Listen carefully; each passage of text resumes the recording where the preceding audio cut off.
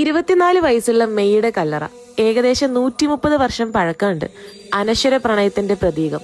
പറഞ്ഞു വരുന്നത് CSI church മൂന്നാറിലെ ബ്രിട്ടീഷ് സിമിട്രിയെ പറ്റിയാണ്. 160 മുകളിൽ കല്ലറകളാണ് ഈ ഓൾഡ് ബ്രിട്ടീഷ് സിമിട്രിയിലുള്ളത്. തേയിലത്തോട്ടങ്ങളുടെ മാനേജറായിട്ട് എത്തിയ ഹെൻറിക്ക് തുണയായി ഭാര്യയായി മെയ്യും മൂന്നാറിലെത്തുന്നു. ഇവിടത്തെ പ്രകൃതി ഭംഗി കണ്ട് മെയ് താൻ മരിച്ചാൽ ഇവിടെ തന്നെ അടക്കം ചെയ്യണമെന്ന് ഹെൻറിയോട് പറയുന്നു.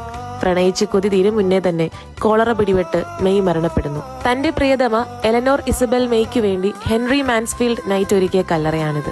1894 ഈ കല്ലറ ഇവിടെ പണിയുന്നതും അതിനുശേഷം 16 വർഷങ്ങൾക്ക് ഇപ്പുറമാണ് 1911 ഈ പള്ളി സ്ഥാപിക്കുന്നതും. ഗോത്തിക് ആർക്കിടെക്ചറിലാണ് CSI പള്ളി പണിതിരിക്കുന്നത്.